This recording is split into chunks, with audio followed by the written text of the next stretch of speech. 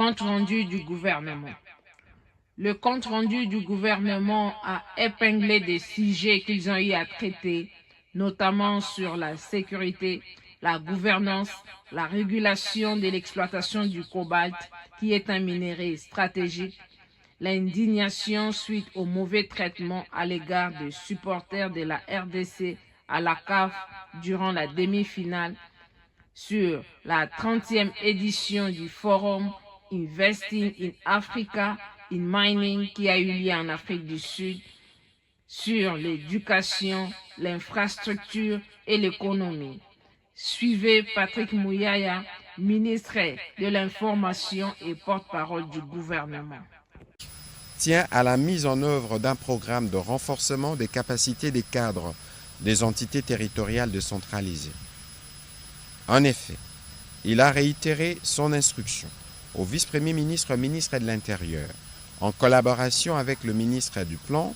à travers les services nationaux de renforcement de capacité Sénarec, pour qu'ils puissent, une fois l'installation complète des exécutifs provinciaux réalisée, rééditer la mise en œuvre de ces programmes adaptés aux défis de la gouvernance locale afin de renforcer les socles de compétences tant des dirigeants communaux que des administrations sur leurs responsabilités. Cela est d'autant plus nécessaire dans un contexte où nos communes,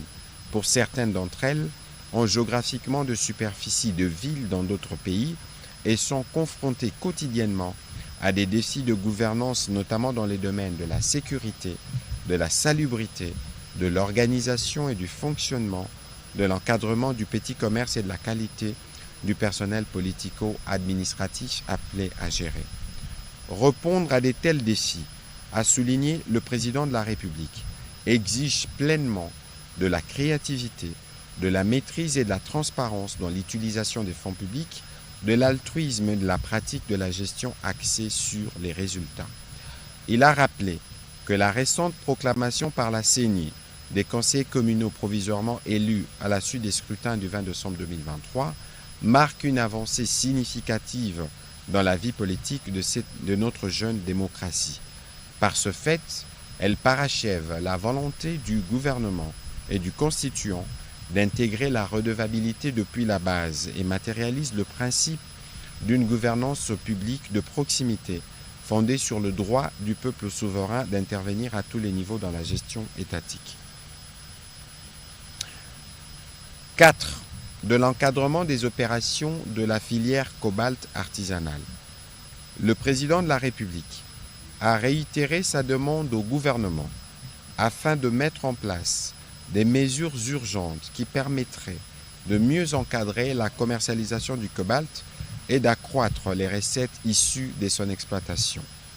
Faisant référence à sa communication du 25 mai 2023, il a rappelé qu'il a tiré l'attention du gouvernement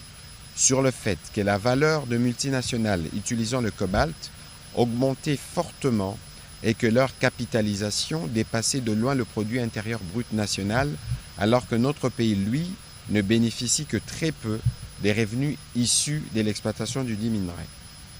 Entre-temps, il a constaté que le cours du cobalt a davantage baissé, passant d'un peu plus de 31 000 $ américains la tonne en août 2023 contre 28 727 $ américains actuellement. La baisse continue de cours du cobalt est principalement due à sa surabondance sur le marché international. La dite surabondance résulte non seulement d'une offre excessive du cobalt provenant de notre pays, mais aussi de l'augmentation de l'exploitation artisanale dont l'encadrement nécessite d'être renforcé pour éviter des pertes des revenus de l'État. En effet, le président de la République a souligné la baisse du cours du cobalt entraîne une diminution du chiffre d'affaires des entreprises minières locales, une diminution des recettes fiscales et douanières, ainsi qu'une diminution de la redevance minière autant qu'elle menace l'emploi et annihile les perspectives de recettes provenant de l'impôt sur les superprofits. Face à cette situation, il est primordial de combler les carences en matière de contrôle et de régulation en ce qui concerne l'approvisionnement, l'exploitation et la fixation de prix de substances minérales stratégiques, dont le cobalt en particulier. Pour ce faire, le Premier ministre a été invité, sur base des propositions de l'ARECOMS, à évaluer la nécessité d'introduire des quotas d'exportation ou de recourir à toute autre mesure permettant d'atteindre un juste prix pour notre cobalt. Le président de la République en appelle donc à des propositions et des mesures urgentes par l'autorité des régulations. Par ailleurs, il a demandé au Premier ministre de veiller à ce que le ministre ayant les budgets, les finances et les mines dans leurs attributions mette prioritairement à la disposition de l'ARECOMS les ressources nécessaires à l'exécution des tâches susvisées afin qu'elles soient en mesure d'agir avec promptitude et diligence dans les buts de contribuer à l'amélioration rapide des revenus de l'État issus de notre cobalt. Avant de terminer sa communication, le président de la République a exprimé sa totale désapprobation au regard du mauvais traitement réservé à nos supporters qui ont fait les déplacements d'Abidjan pour assister à la demi-finale contre la Côte d'Ivoire dans le cadre de la Coupe d'Afrique des Nations, notamment la diminution d'espace leur réservé dans les tribunes, l'interdiction d'accès des calicots et aux différents supports des dénonciations de l'agression rwandaise dont notre pays est victime. Pour réagir à cette attitude outrageante, notre équipe nationale ne s'associera plus, jusqu'à nouvel ordre, à une quelconque activité ou initiative de solidarité portée par la CAF. Dans les mêmes ordres d'idées, le président de la République a ouvert un débat sur les déroulés du match entre la République démocratique du Congo et la Côte d'Ivoire, ainsi que la couverture par certains médias. Le Conseil de ministres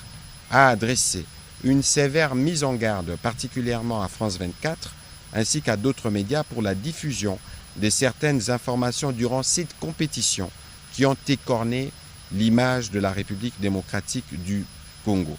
Ceci est inadmissible. Dans la suite de la communication du président de la République chef de l'État,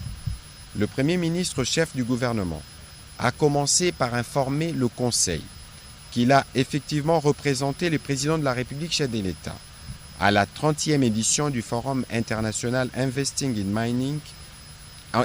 in African Mining à Indaba, Cape Town, en Afrique du Sud. Il était à la tête d'une délégation qui comprenait entre autres les membres du gouvernement, mais aussi des responsables des structures et des établissements publics du secteur minier. L'enjeu pour notre pays étant de profiter de la transition énergétique avec notamment les basculements des véhicules à moteur thermique vers les véhicules électriques pour développer des chaînes des valeurs africaines et tirer un grand bénéfice de nos ressources minières. Il était effectivement opportun pour la République démocratique du Congo de participer à nouveau à ces forums. En marge de celui-ci, le Premier ministre a pris part à la cérémonie de la signature du protocole d'accord entre le gouvernement de la République démocratique du Congo, représenté d'une part par le ministre d'État, ministre des Infrastructures, ainsi que par le ministre des Finances, et d'autre part le groupe Gouma concernant la fourniture des engins routiers devant servir à l'aménagement de routes des dessertes agricoles dans le cadre du programme de développement local de 145 territoires. Les rythmes de livraison des 10 engins va s'accélérer à partir de cette année 2024. En deuxième lieu, le Premier ministre a rassuré le Conseil que le gouvernement reste attentif et suit de près la situation sécuritaire et humanitaire qui prévaut actuellement dans l'Est de la République démocratique du Congo. Après la réunion du Conseil de la Défense récemment présidée par lui-même, par le président de la République plutôt, plusieurs dispositions ont été prises et sont en train d'être prises pour garantir à jamais la paix et la sécurité sur toute l'étendue du territoire de la République démocratique du Congo. Pour finir, le Premier ministre chef du gouvernement a salué la brillante participation de nos Léopards à la Coupe d'Afrique des Nations 2024. Ils n'ont pas démérité d'être en finale de cette compétition. Il a demandé à la population de continuer à les soutenir pour la petite finale qui va se jouer entre la République démocratique du Congo et la République sud-africaine ce samedi 10 février 2024. Abordant le deuxième chapitre du Conseil de ministres de ce jour, relatif aux points d'information, État et administration du territoire. Le vice-premier ministre, ministre de l'Intérieur, Sécurité et Affaires coutumières, a présenté au Conseil les rapports sur l'État et l'administration du territoire national, qui reste toujours dominé par la poursuite des opérations militaires dans l'Est de la République démocratique du Congo. L'état d'esprit de la population demeure globalement calme au cours de la semaine qui s'est achevée. Les faits ci-après méritent d'être épinglés. Le soutien total de la population aux forces armées de la République démocratique du Congo et à l'ensemble de nos compatriotes et résistants habitant dans la partie est du pays, à la suite des barbaries et campagnes de désinformation et intoxication menées par le mouvement terroriste M23 et leurs alliés du RDF. L'intérêt que porte l'opinion quant à l'issue des requêtes introduites par les candidats invalidés pour fraude et détention illégale des dispositifs électroniques de vote par la Commission électorale indépendante auprès de la Cour constitutionnelle. Des commentaires en sens divers quant à la nomination par le président de la République chef de l'État du député national Augustin Kabouya en qualité d'informateur pour identifier une coalition majoritaire à l'Assemblée nationale en vue de la formation du prochain gouvernement. Les encouragements de la population aux léopards de la République démocratique du Congo pour leur vaillant parcours à la Coupe d'Afrique des Nations, et ce malgré leur défaite en demi-finale. Sur un autre chapitre, le vice-premier ministre, ministre de l'Intérieur, a informé le Conseil qu'il a été noté à travers certaines provinces l'installation de bureaux d'âge après la convocation des plénières inaugurales dans les assemblées provinciales, comme pour l'Assemblée nationale. La constitution des bureaux définitifs est attendue au terme de la formalisation de la validation de mandats des élus provinciaux. En rapport avec la cooptation des autorités coutumières comme députés provinciaux, il a fait état des tensions et des remous qui ont été signalés au sein des différentes organisations de pouvoir coutumier causées par l'implication de certains acteurs politiques dans la perspective des élections des sénateurs et des gouverneurs de province. Le vice-premier ministre, ministre de l'Intérieur, a terminé son rapport sectoriel par la présentation des informations liées à la criminalité, au banditisme, au sinistre avant de chuter sur la situation aux frontières. Toujours sur ces chapitres, le vice-ministre de la Défense nationale, représentant le vice-premier ministre en mission, a présenté la situation opérationnelle du pays qui est dominée par les attaques de forces loyalistes contre les terroristes du M23 RDF et des incursions récurrentes observées sur les axes du Grand Nord par les ADF MTM. Sur toutes les lignes de front, les forces armées de la République démocratique du Congo se comportent avec bravoure pour mener des contre-offensives et mettre en déroute les terroristes et sécuriser les populations. C'est le cas dans les Massissi où nos troupes ont réussi à déloger des éléments de l'armée rwandaise et des M23 de certaines positions qu'ils occupaient. Nos forces de défense et de sécurité restent engagées plus que déterminées à pacifier cette partie du pays. À l'ouest du pays, la situation demeure sous contrôle face aux incursions des Mobondo et des patrouilles s'intensifient en profondeur. Au troisième point, au chapitre de points d'information, levée du moratoire sur la peine de mort. La ministre d'État, ministre de la Justice et garde des Sceaux a présenté au Conseil la note d'information relative à la levée du moratoire sur la peine de mort en République démocratique du Congo. Elle a rappelé qu'au cours de la réunion tenue le 5 février 2024 sous la conduite du président de la République chef de l'État, le Conseil supérieur de la défense a fait un tour d'horizon sur plusieurs questions sécuritaires dont celles liées à la traîtrise au sein de nos forces de défense et de sécurité. Dans la perspective d'y mettre fin, le Conseil supérieur de la défense a demandé au commandant suprême de lever les moratoires sur la peine capitale prononcée ou à prononcer contre les militaires qui se rendront coupables d'actes de trahison pendant ce temps où le pays fait face à une agression portée par le Rwanda à travers les terroristes de la coalition M23 RDF. Afin de permettre au gouvernement de donner effet à la susdite demande, la ministre d'État, ministre de la Justice, a retracé brièvement l'historique du moratoire contre la peine de mort en République démocratique du Congo en indiquant son état actuel avant de conclure sur la mise en œuvre de la levée préconisée. Au regard de l'impérieuse nécessité exprimée par le Conseil supérieur de la défense de débarrasser l'armée de tous les traîtres par l'application de la peine capitale qu'ils méritent après condamnation judiciaire irrévocable pour trahison, elle a sollicité par une décision de Conseil de ministres que le gouvernement prenne acte de la levée du moratoire envisagé. Le Conseil a pris acte de cette note d'information. Au quatrième point, le ministre des Finances, faisant suite à la demande du président de la République faite au Conseil de ministres précédent, a présenté les rapports d'exécution de mise à disposition de fonds en faveur de Transacademia dans l'objectif de contribuer au bon fonctionnement de cet établissement public appelé à assurer le transport de nos étudiants.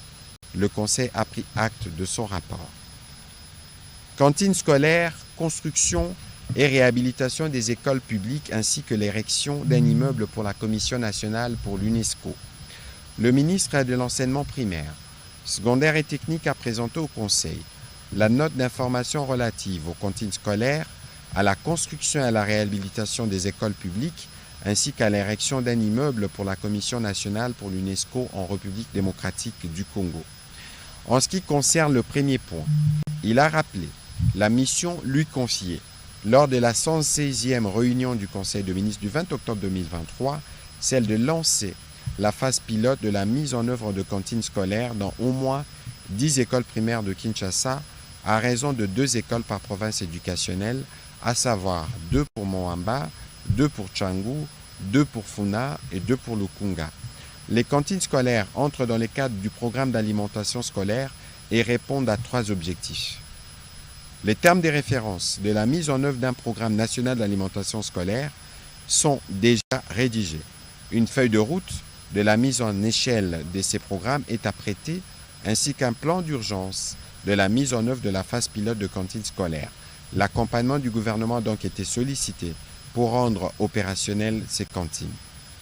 Au sujet de la construction et de la réhabilitation des écoles publiques non conventionnées, le ministre de l'enseignement primaire, secondaire et technique a rassuré que cela a commencé par la ville de Kinshasa pour réduire la disparité de la qualité de l'enseignement dispensé dans nos différents établissements scolaires et améliorer les conditions d'apprentissage des élèves.